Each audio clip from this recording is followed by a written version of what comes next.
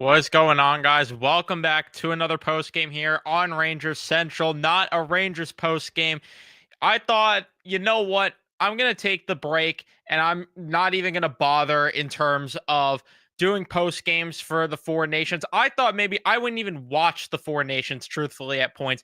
But after watching that first game, I was like, you know what? I have to watch. I have to do streams. I got to watch all of these games because you know what? I slept on how good this tournament was going to be. And they absolutely destroyed Finland tonight. I wasn't even close. I mean, don't get me wrong. I was worried at one point earlier on in the game when it is tied up at 1 by the end of that first period. And I'm thinking to myself, man, maybe I underestimated how this thing's going to go. And I was starting to question certain things. But Mike Sullivan, unbelievable job at making adjustments on the fly. Unbelievable in terms of the way this team just bought in to playing the right way throughout the second and throughout the third period to dial it up and put themselves in a spot to win this hockey game. And it was so beautiful to watch. There are things where, don't get me wrong, I wanted to lose my damn mind from a Ranger fan perspective because I'm watching Adam Fox and I'm like, yo, why can't you skate like some of these other defenders? Because I'm watching Zach Werenski just walk the blue line. I'm watching him move the puck up the ice with so much composure, watching him break up, rushes coming the other way, watching him do all the little things right. He's going to win the Norris, by the way. He's unbelievable. And then it's like I'm watching the way that guys like Eichel are playing. The Kachuk brothers were fucking unreal. I'm watching the way those guys are playing, and I'm like, yo, like, where could the Rangers take a page out of their books here, maybe? No? But either way, I digress. Leave a like on your way into the live stream. Subscribe if you guys are new to the channel, especially if you're Ranger fans, which I'm expecting to see a lot of non-Ranger fans, though, in the stream, considering this is a just coverage for the US and Finland game as a whole. So, expecting other fans. But if you are a Ranger fan, obviously I am the channel for you. If not, then you probably won't like me after this tournament. But man, those adjustments that Mike Sullivan made after the first period, it was all the difference in this game. What were those adjustments? The first thing that I noticed, and it was very, very obvious, is the minute that they switched up the D pairs, things changed a little bit because I thought that Faber and Hannafin pair was abysmal in that first period. And I felt like I was watching Keandre Miller and Jacob Trouba play together all over again. But switching up the D pairs where you started to see Slavin take some shifts with Faber and then you saw Fox take some shifts with Hannafin.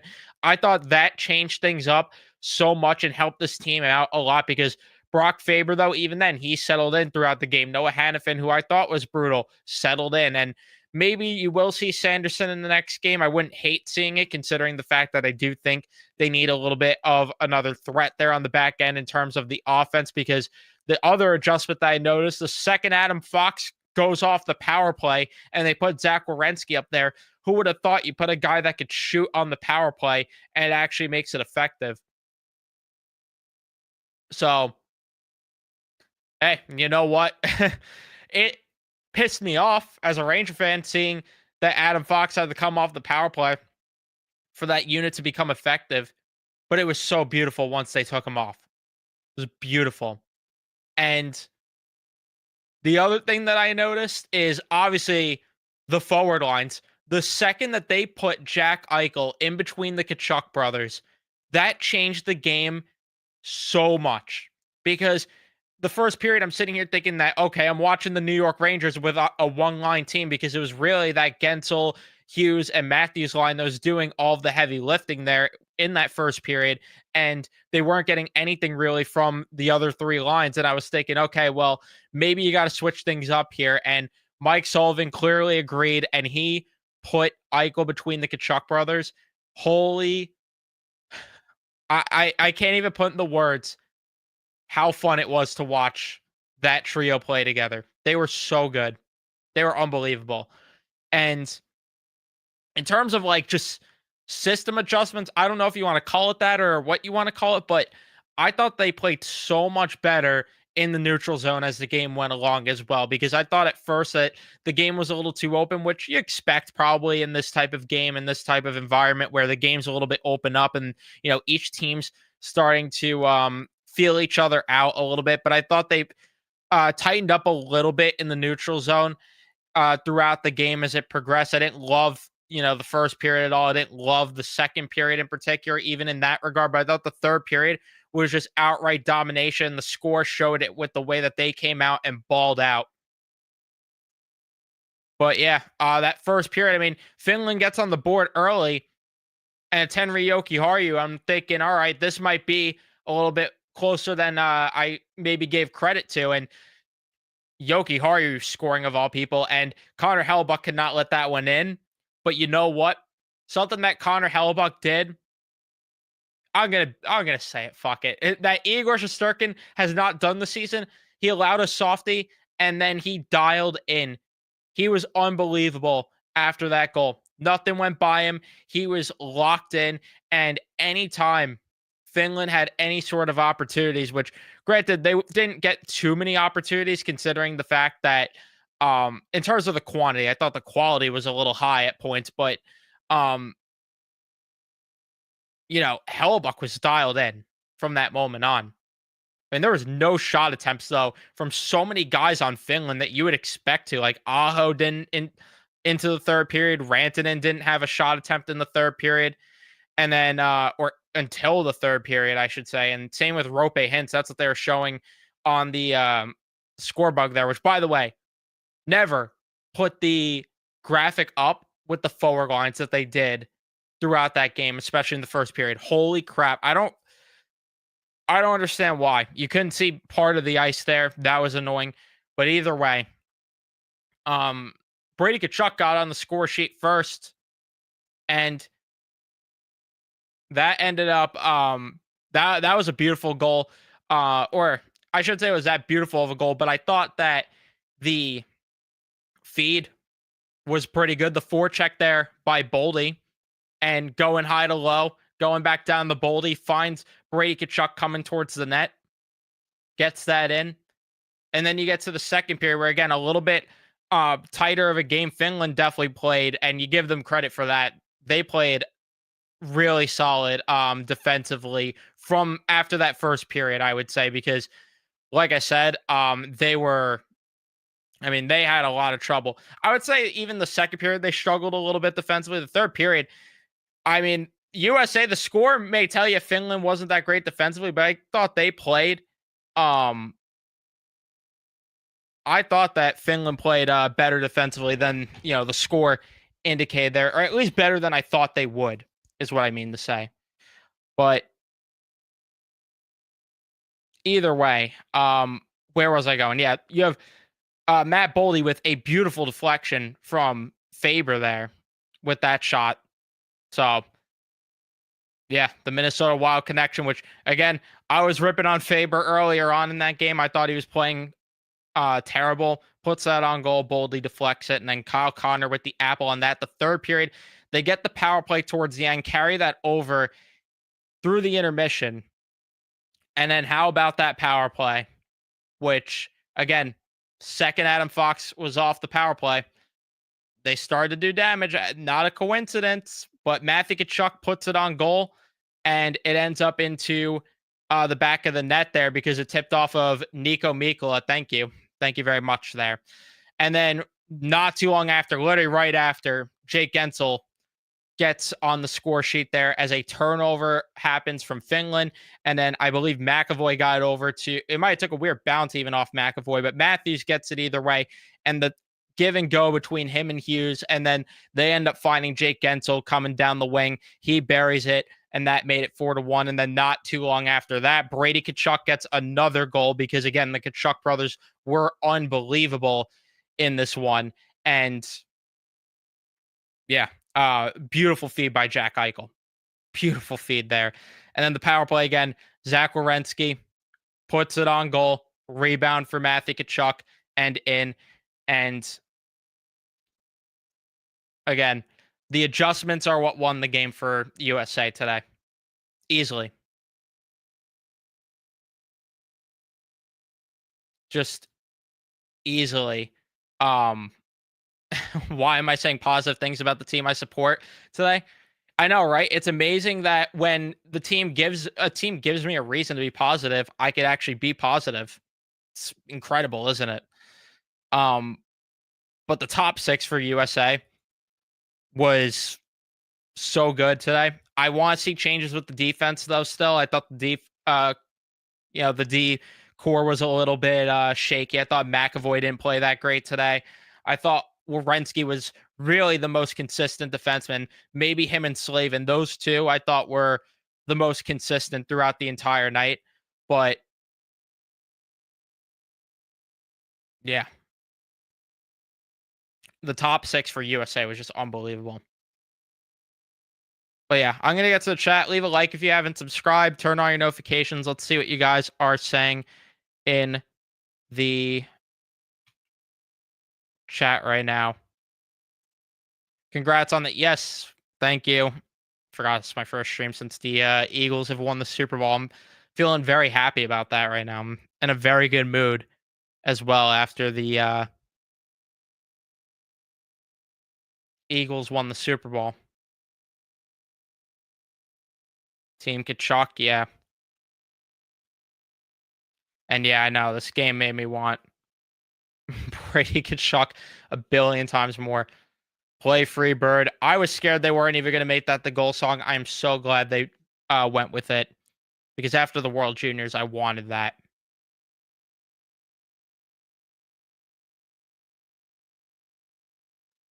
And thank you, Bluegrass, on that. Yeah, I agree. The decor wasn't great. And yeah, I mean you just said the thoughts that I did there, yeah. Werenski and Slavin, I thought for sure were the two best defensemen. And yeah, McAvoy did struggle.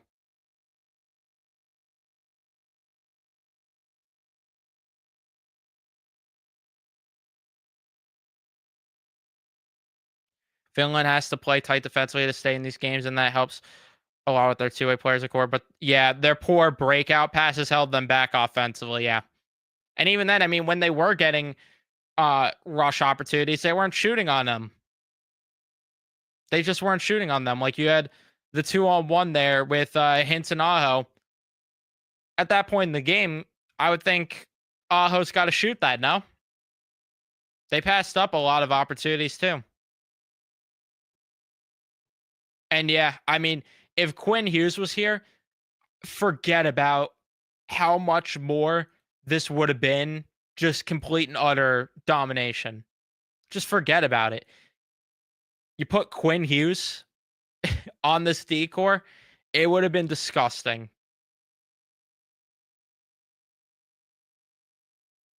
Yeah, Freebird stuck in my head also, Anthony. That's what I'm saying. Like if Quinn Hughes was here and healthy right now, would have been unbelievable.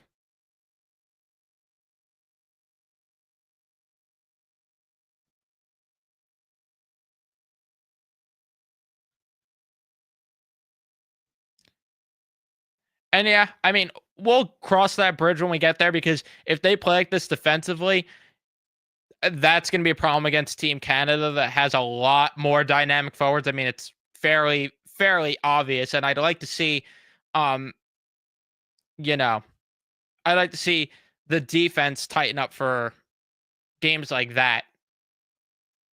But and the offense also has to show up a little bit earlier because I thought in that first period, USA was not getting to the net enough. Like there were times where they were possessing the puck, but I felt like I was watching the Rangers where they're just holding it along the boards and not getting to the middle of the ice, not getting to the dirty areas, putting pucks on net and getting rebounds. And that changed as the game went along. And long and behold, look at the result. Yeah. Hellebuck was so good as the game went along. He let in that soft goal and there was no looking back. And yeah, Fox, his skating issues were so much more apparent tonight than normally. 100%.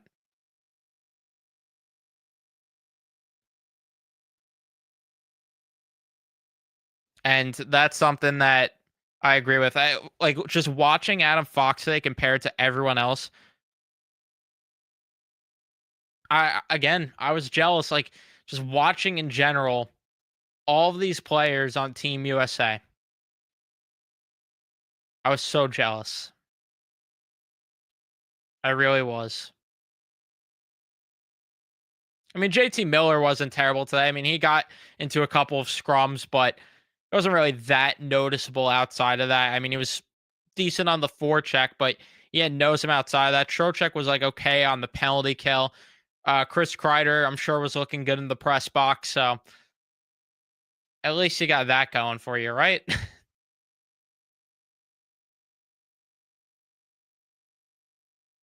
And I agree with this. They played better when they started to get play more textbook hockey. 100%.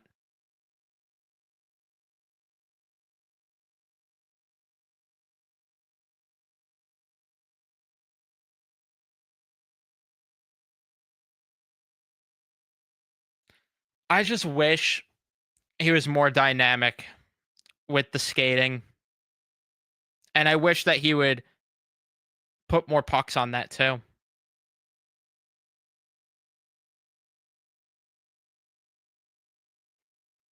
Because look at the difference, like I said, when you had Werenski who was putting pucks on net on that power play instead.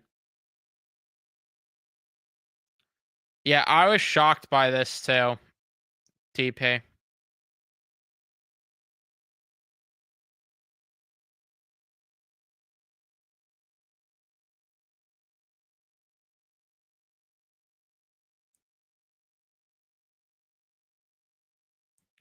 Yeah. I mean, the shooting would help, but on top of that, I mean, if he was even slightly better at skating, he would be unbelievable. Just unfortunately, that's not the case.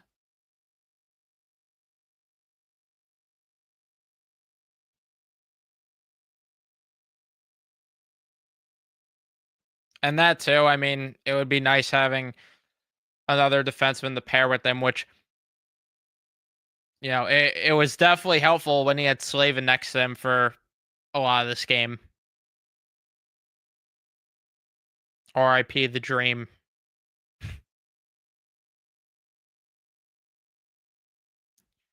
No, Kreider's not sitting because they know he's going to be traded. He's sitting because he's the weak link on this roster, and because he shouldn't have even been on the roster. It should have been Tage Thompson, but I mean, there's a lot of other guys you could probably look at and say that should have been on the roster. Yeah, he's sitting because he's ass. That's why he's sitting.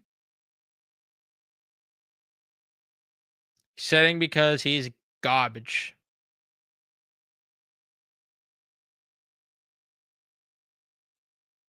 That's exactly why. I mean, who tonight in that forward group could you sit here and say he's better than or should play over Brock Nelson because he was hitting the crossbar a couple of times. Thought he was fine. It's real. Like, who are you going to argue?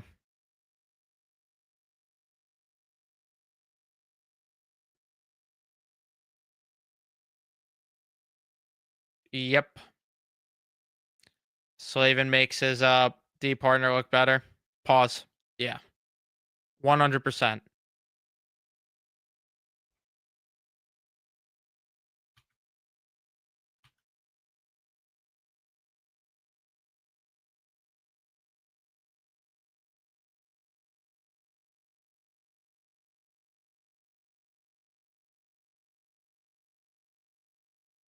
Yeah. Tanev in Toronto has helped that out too for them. Yeah. That is true. He made Tony DeAngelo um look like a solid defenseman, which is ridiculous.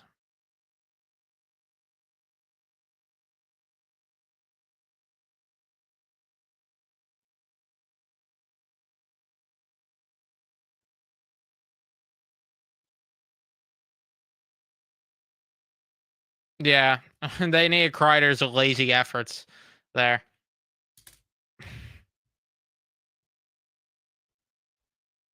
Not gonna lie to you though, wasn't it weird for the first few minutes just sitting down, actively rooting for some of these guys? Like, wasn't it weird rooting for Jack Hughes out there the first few minutes of the game? Wasn't it weird? Even with Matthew Kachuk, who, I listen, I don't have an issue with Kachuk, even though the Panthers kicked the Rangers' ass last year in the conference finals, but it was still a little weird. Still, Brock Nelson, too. I mean, as the game went on, it definitely wasn't as weird, but it was weird just sitting there rooting for some of these guys. I'm not going to lie to you.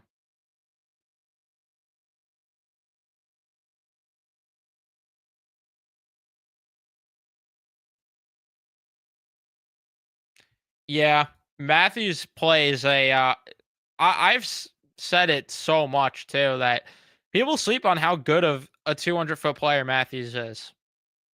And yeah, Ray didn't stop talking about it. He would have told us about it the entire night if he could, but she was annoying. And that one moment where his microphone wasn't working, I'm like, good, don't even fix it. Don't fix his microphone, please.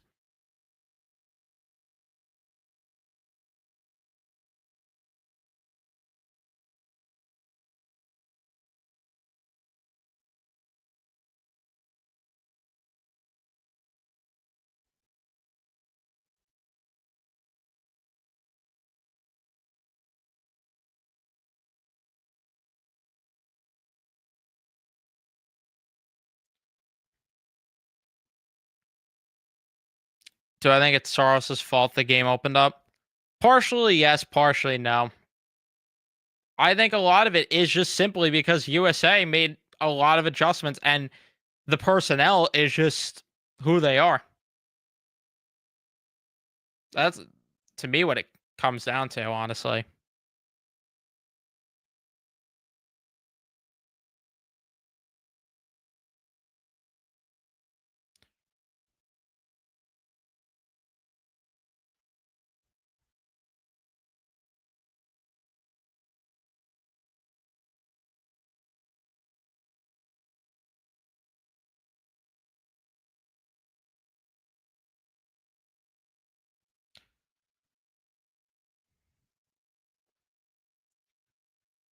Let's see. Is there anything I missed in the chat at all? No, no, no. I didn't expect a lot of people to tune in tonight just because it's not a Rangers related stream, but I figured I'd go live because of the fact that again the game was exciting to me, and there were people I figured that would care about these streams. So I felt why not? Power play was trash because Fox holds on to the puck for too long and there was no movement where Renski was out there making plays. Exactly. And I mean, he's accustomed to it because that's just what the Rangers power play does.